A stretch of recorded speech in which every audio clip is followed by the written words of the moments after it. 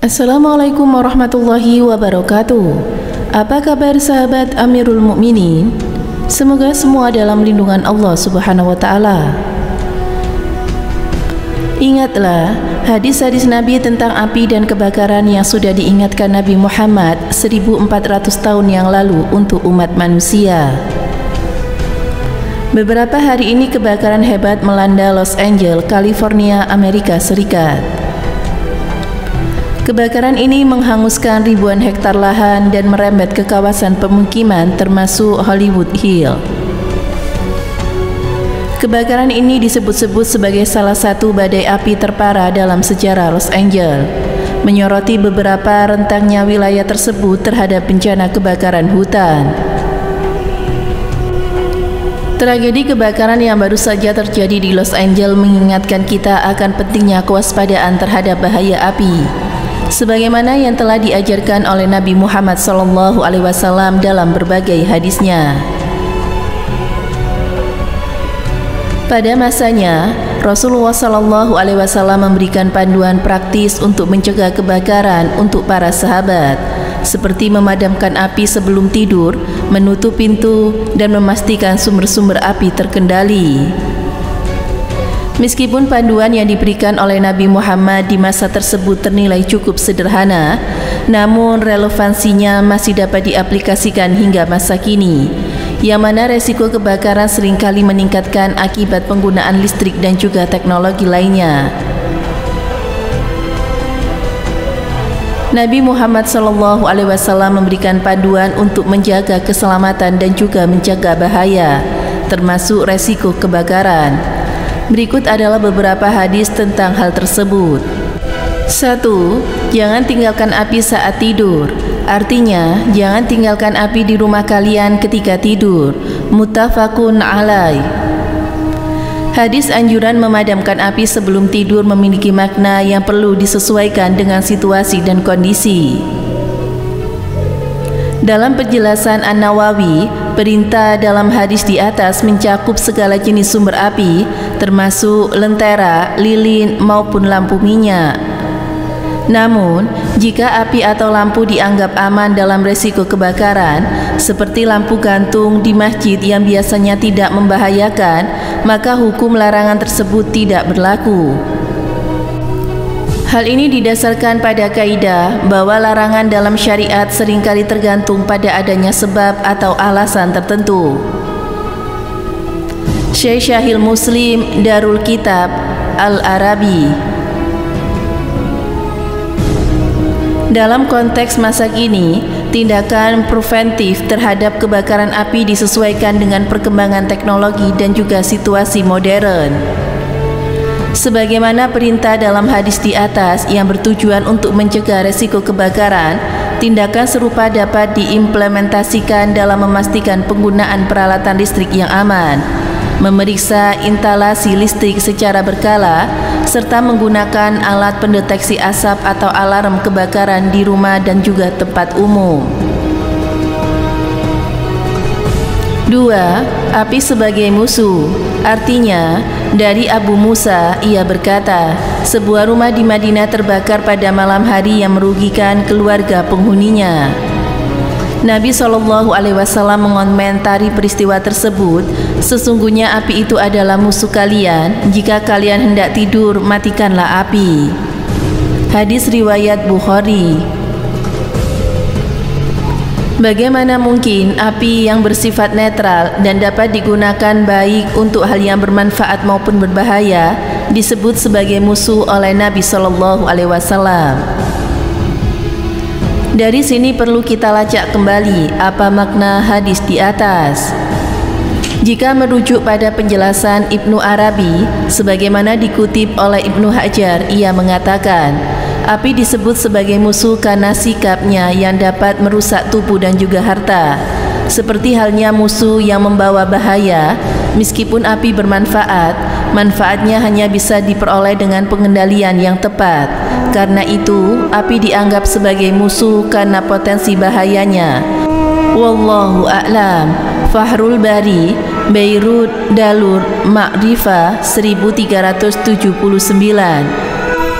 Sebab itulah Nabi SAW mengingatkan kita untuk berhati-hati dengan api karena potensi bahayanya lebih besar jika tidak diawasi.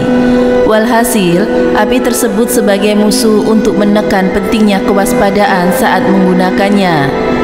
3. Memadamkan kebakaran dengan takbir. Artinya, jika kalian melihat kebakaran, bertakbirlah, karena takbir dapat memadamkannya. Hadis riwayat At-Tabarani dalam Ad-Dua Bairut Kutub Al-Ilmiyah. Hadis memadamkan kebakaran dengan mengucapkan takbir seringkali menimbulkan pertanyaan tentang relevansi dan juga aplikasinya dalam konteks kita sekarang. Secara logis, api yang sedang melalap sebuah bangunan tentu membutuhkan tindakan nyata, seperti memanggil petugas pemadam kebakaran atau menggunakan alat pemadam api. Mengandalkan takbir saja tanpa tindakan fisik mungkin tampak tidak efektif di mata banyak orang. Bahkan mungkin menimbulkan keheranan.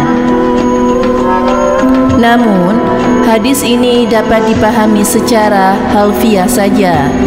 Al-Hafidz Al-Munawi menyebutkan bahwa takbir adalah bentuk ucapan ikhtiar spiritual yang menyatakan keyakinan pada kekuatan Allah. Dalam kuasanya, Allah dapat menghidupkan serta memadamkan api. Faidul Qadir Dalul Kutub Al-Ilmiyah. Karena itu, takbir di sini dipahami sebagai ucapan pengakuan bahwa Allah memiliki kuasa atas segala sesuatu termasuk api. Dengan kata lain, takbir berfungsi sebagai pelengkap spiritual, sedangkan tindakan nyata seperti memadamkan api secara langsung tetap menjadi kewajiban. Dengan demikian, hadis ini seharusnya dipahami sebagai pengingat akan pentingnya menggabungkan usaha fisik dengan kekuatan doa dalam menghadapi bencana. Di sisi lain, boleh saja perintah bertakbir dalam hadis tersebut muncul dari keyakinan pada masa itu bahwa api adalah simbol atau cerminan dari setan yang diciptakan dari api dan erat kaitannya dengan tindakan kerusakan. Hadis riwayat Al-Munawi. Kebakaran yang mencerminkan tindakan destruktif setan dapat dipadamkan dengan takbir sebagai perwujudan kebesaran Allah yang mampu mengalahkan pengaruh setan. Menurut hemat kami, hadis ini juga dapat dimaknai secara metaforis, yang mana api menggambarkan kesombongan yang cenderung mencari keuntungan dan menyebabkan kerusakan. Dengan membesarkan nama Allah melalui takbir, kesombongan tersebut dapat diredakan dan dihancurkan oleh kebesarannya, sehingga segala bentuk kerusakan dan juga kehancuran yang disimbolkan oleh api dapat dipadamkan. Perlu diingat, status hadis satu ini diperdebatkan kesohiannya di kalangan kritikus hadis.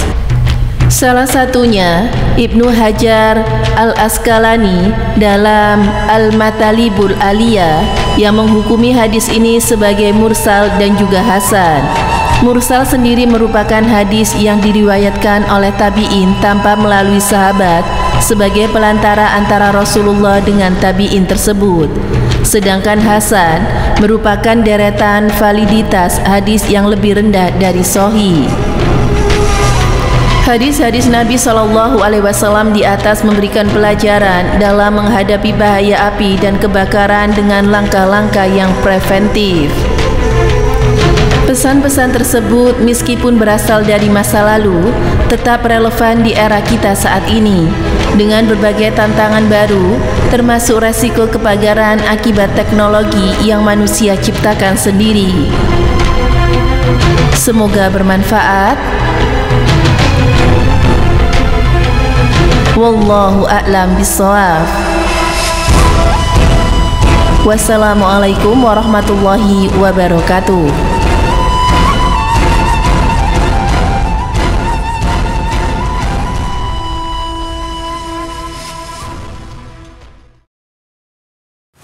Assalamualaikum warahmatullahi wabarakatuh. Pemirsa Amirul Mukminin, yang dirahmati Allah Subhanahu wa taala, Allah Subhanahu wa taala berfirman dalam surat An-Najm ayat 3 dan 4 yang artinya, dan tidaklah yang diucapkan Muhammad itu karena menurut keinginannya, akan tetapi ia adalah wahyu yang diwahyukan.